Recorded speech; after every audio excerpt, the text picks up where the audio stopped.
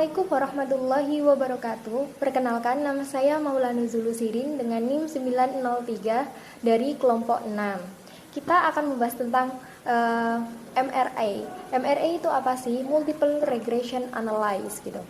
MRA adalah alat multivariatif yang digunakan untuk menguji pengaruh beberapa variabel bebas atau independent variable terhadap satu variabel terikat, yaitu dependent variable. Pertama yaitu model MRA. Model MRA adalah persamaan yang menunjukkan arah pengaruh variabel bebas, yaitu X atau independent variable, terhadap variabel terikat, yaitu Y atau yang sering disebut dengan dependent variable. Persamaan atau model MRA yaitu Y sama dengan alfa tambah beta 1 X1 tambah beta 2 X2 dan seterusnya sampai BX gitu. Dimana di sini yang akan kita analisis variabel terikat atau dependent variabelnya yaitu cadangan devisa. Jadi cadangan devisa sama dengan variabel terikat yaitu Y. Lalu ada 3 variabel bebas di sini, yaitu X1 atau variabel bebas pertama yaitu ada inflasi, variabel bebas kedua ada kurs atau nilai tukar, dan variabel ketiga atau X3 yaitu ada utang luar negeri. Lalu selain model MRA, dalam analisis secara MRA atau multiple regression analysis ini ada uji simultan atau uji F. Jadi uji F ini digunakan untuk menguji apakah secara simultan variabel bebas yang terdapat dalam model MRA secara signifikan mempengaruhi variabel terikat yaitu Y. Jadi di sini kita melihat bagaimana variabel X itu mempengaruhi secara langsung variabel terikat gitu. Lalu perumusannya dari uji F ini ada HO sama dengan B1 sama dengan B2, B3 sama dengan gitu. Dan itu berarti semua variabel bebas secara simultan tidak mempengaruhi variabel terkait. Kalau hipotesis H1 yaitu salah satu BI entah dari B1 tidak gini, ada tanda gini, itu tuh berarti semua variabel bebas secara simultan mempengaruhi variabel terikat. Lalu kriteria pengujiannya, jika F hitung lebih besar dari F tabel atau signifikan kurang dari 0,0 maka HO ditolak atau H1 diterima. Selain ada uji F, ada juga koefisien determinasi atau R kuadrat. R kuadrat ini digunakan untuk seberapa besar kemampuan model dalam menerangkan variasi variabel terikat atau dapat diartikan besar kontribusi seluruh variabel bebas secara simultan dan mempengaruhi variabel terikat. Jadi maksudnya koefisien determinasi yaitu kita itu dapat melihat seberapa besar kontribusi dari setiap variabel bebas tersebut gitu. Jadi kita bisa melihat kontribusi variabel bebas di mana hal itu secara simultan atau secara langsung mempengaruhi variabel terkait yaitu cadangan devisa itu.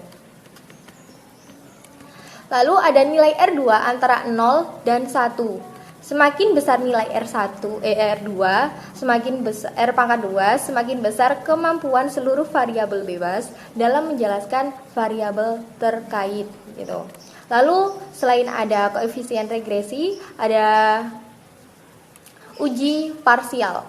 Uji parsial atau uji T kecil, yaitu digunakan untuk menguji apakah secara parsial variabel bebas X itu tadi yang terdapat dalam model MRA secara signifikan mempengaruhi variabel terkait yaitu Y. Lalu ada perumusan hipotesisnya nih yaitu sama seperti uji simultan yaitu uji F tadi, yaitu HO, B1 sama dengan B2 sama dengan B3 dan seterusnya, banyaknya variabel bebas. Lalu H1-nya yaitu salah satu BI itu tuh tidak, bukan sama dengan, tapi kayak tidak sama gitu. Namun artinya itu dari H1 yaitu variabel bebas secara parsial itu mempengaruhi gitu. Lalu kriteria pengujiannya juga masih sama kayak uji F gitu. Namun ini menggunakan tabel T bukan tabel F gitu ya. Jadi jika T hitung lebih besar dari T alfa DF atau T hitung lebih kecil dari min T alfa DF dengan signifikan kurang dari 0,05, maka HO ditolak atau HO diterima. Lalu ada koefisien determinasi parsial. Tadi kan R besar pangkat 2 atau R besar kuadrat. Sekarang kalau koefisien determinasi parsial itu R kecil kuadrat, di mana hal ini digunakan untuk mengukur besarnya sumbangan variabel bebas secara parsial dalam mempengaruhi variabel terikat gitu. Nilai R kecil kuadrat ini antara 0 dan 1, yaitu 0 lebih kecil dari R kecil pangkat 2 lebih kecil dari 1. Nilai R2 yang paling besar kemampuan seluruh variabel yang dominan dalam menjelaskan variabel terikat gitu. Jadi semakin besar nilai R2 maka juga besar juga kemampuan variabel bebasnya untuk menjelaskan bagaimana dia mempengaruhi dari variabel terikat gitu. Lalu kita masuk ke kasus, di mana kasusnya ini yaitu yang kita analisis dari skripsi, salah satu skripsi, yaitu kasusnya seorang peneliti, yaitu orang yang melakukan skripsi ini menguji hipotesis mengenai pengaruh inflasi, kurs rupiah, utang luar negeri terhadap cadangan devisa Indonesia. Hipotesis yang dikemukakan sebagai berikut. Inflasi, kurs rupiah, dan utang luar negeri berpengaruh signifikan terhadap cadangan devisa secara individu atau parsial gitu. Lalu inflasi, kurs rupiah, utang luar negeri berpengaruh signifikan terhadap cadangan devisa secara bersama-sama, yaitu simultan. Jadi ini yang ditanyakan yaitu uji F dan uji T. Metode yang digunakan untuk menganalisis pengaruh inflasi, kurs rupiah, utang luar negeri, dan ekspor terhadap cadangan devisa yaitu menentukan variabel cadangan devisa dan faktor-faktor yang mempengaruhinya. Jadi dengan data-data sebagai berikut yang dihimpun dari tahun 2010 sampai 2015 mengenai inflasi, kurs utang luar negeri, dan cadangan devisa. Kita analisis dan analisisnya nanti akan dijelaskan oleh rekan-rekan saya. Terima kasih. Tabel deskriptif statis. Dari hasil output deskriptif statis, analisis deskriptifnya adalah rata-rata cadangan devisa lebih dari inflasi, lebih dari kurs, kurang dari utang luar negeri. Hal ini dapat disimpulkan bahwa cadangan devisa lebih tinggi dibandingkan dengan kurs, utang luar negeri, dan inflasi. Yang kedua adalah simpangan baku. Simpangan baku utang luar negeri lebih dari cadangan devisa, lebih dari kurs, dan lebih dari inflasi. Hal ini dapat disimpulkan bahwa utang luar negeri lebih merata dibandingkan dengan yang lain. Yang kedua adalah tabel koefisien. Dari hasil output koefisien, analisis koefisien regresinya adalah konstan sama dengan 81958,672, inflasi, kurs, dan utang luar negeri konstan besarnya dengan cadangan devisa sebesar 81958,672. B1 sama dengan 2592,50 yang artinya adalah jika inflasi naik satu satuan, maka cadangan devisa naik sebesar 2,50 satuan dengan asumsi variabel lain konstan. B2 sama dengan min 0,037, yang artinya adalah jika kurs naik 1 satuan, maka cadangan devisa turun sebesar min 0,037 dengan asumsi variabel lain konstan. B3 sama dengan 0,083, yang artinya jika utang luar negeri naik 1 satuan, maka cadangan devisa naik sebesar 0,083 satuan dengan asumsi variabel lain konstan. Saya akan melanjutkan dari materi rekan saya dan juga membahas tentang tabel ANOVA ya. Di sini juga sudah ada tabelnya. Live-nya 3,603 dengan signifikannya 0,023. Nah, cara analisisnya, pengujian hipotesis 5 tahap atau UJF untuk mengetahui apakah secara simultan variabel utang luar negeri, kurs, dan inflasi berpengaruh secara signifikan terhadap cadangan devisa. Nah, analisisnya yaitu HO dibanding B1 sama dengan B2 sama dengan B3. Satunya semua variabel bebas secara simultan mempengaruhi variabel terikat. Selanjutnya level of signifikan sama dengan 0,05, yaitu F nya sama dengan 2,92. Kriteria pengujiannya, HO diterima, F itunya kurang dari 2,92 atau nilai signifikannya lebih dari 0,05. HO ditolak, F itunya lebih dari 2,92 atau nilai signifikannya kurang dari 0,05. Menentukan nilai F hitung ya sama dengan 3,603 lebih dari 2,92 atau signifikannya sama dengan 0,23 kurang dari 0,05. Kesimpulannya yaitu HO ditolak.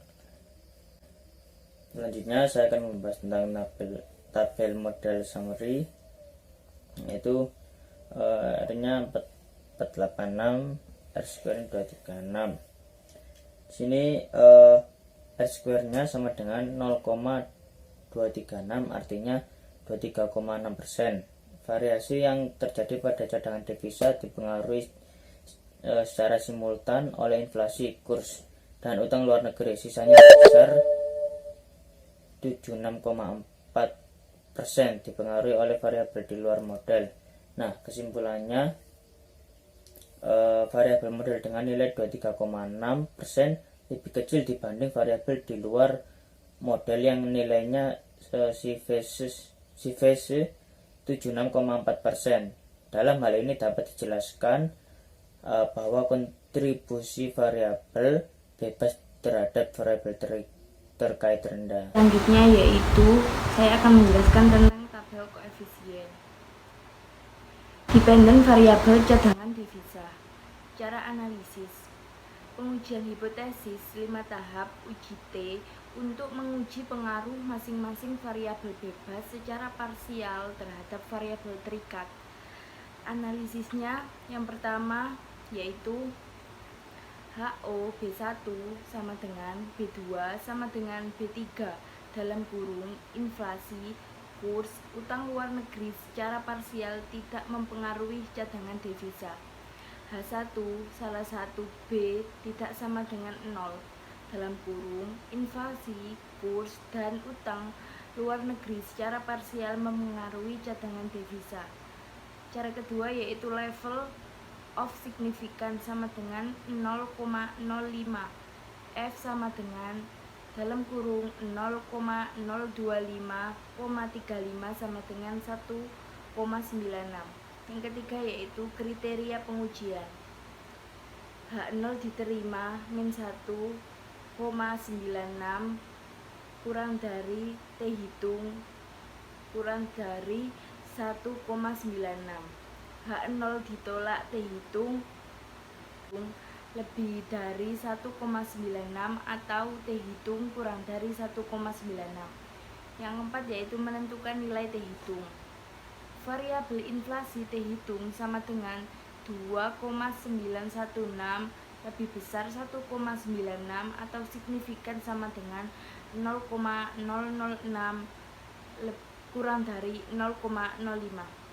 Variabel kurs T hitung sama dengan min 0,032 kurang dari 1,96 atau signifikan sama dengan 0,974 kurang dari 0,05. Variabel utang luar negeri T hitung sama dengan 2,107 lebih besar 1,96 atau signifikan sama dengan 0,042 kurang dari 0,05. Kesimpulan, HO ditolak, jadi inflasi secara parsial memengaruhi cadangan devisa. HO diterima, jadi kurs secara parsial tidak memengaruhi cadangan devisa. HO ditolak, jadi utang luar negeri secara parsial memengaruhi cadangan devisa. Analisis terhadap nilai koefisien determinasi parsial untuk mengetahui besarnya kontribusi variabel inflasi, kurs, dan utang luar negeri secara parsial terhadap cadangan devisa. Analisisnya yaitu R2 dalam kurung inflasi sama dengan 0,442 pangkat 2 sama dengan 0,1954. Artinya kontribusi inflasi dalam mempengaruhi cadangan devisa sebesar 19,54%. R2 dalam kurung kurs sama dengan min 0,005 pangkat 2 sama dengan 0,00002. Artinya kontribusi inflasi dalam memengaruhi cadangan devisa sebesar 0,02%. R2 dalam kurung ULN sama dengan 0,336 pangkat 2 sama dengan 0,1129. Artinya kontribusi inflasi dalam memengaruhi cadangan devisa sebesar 11,29%.